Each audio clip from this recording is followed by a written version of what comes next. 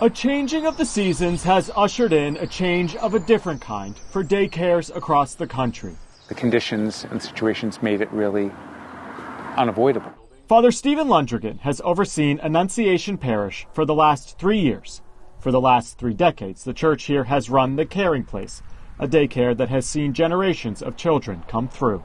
It's developed a tremendous amount of trust with the families that have sent their children there, and that's just evidenced by the fact that children who have gone there wind up sending their children. But in 2 weeks, the playgrounds here will no longer be filled with kids, as the Caring Place will close.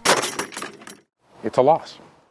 Daycares across the country are facing similar hardships. Most had to shut down during the spring. Unlike schools, they couldn't provide care virtually. Daycares that have reopened have seen enrollment numbers plummet as many parents who are working from home don't need childcare.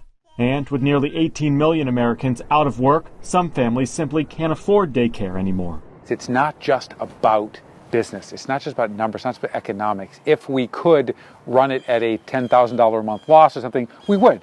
We just can't. By some estimates, a staggering 50% of childcare providers throughout the country could close permanently by the end of the year. Capacity limits due to COVID safety procedures have limited the number of kids many places can care for.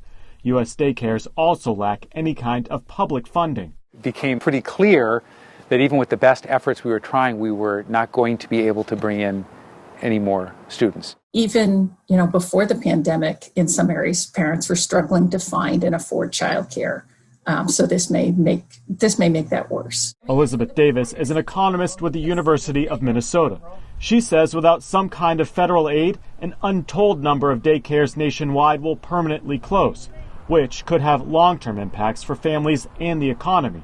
It's shown us how important childcare is to our modern economy, and it's part of the infrastructure. And so, yes, this is a sector that needs some of that support. Just another layer of uncertainty as families try to navigate the pandemic. I'm Chris Conti.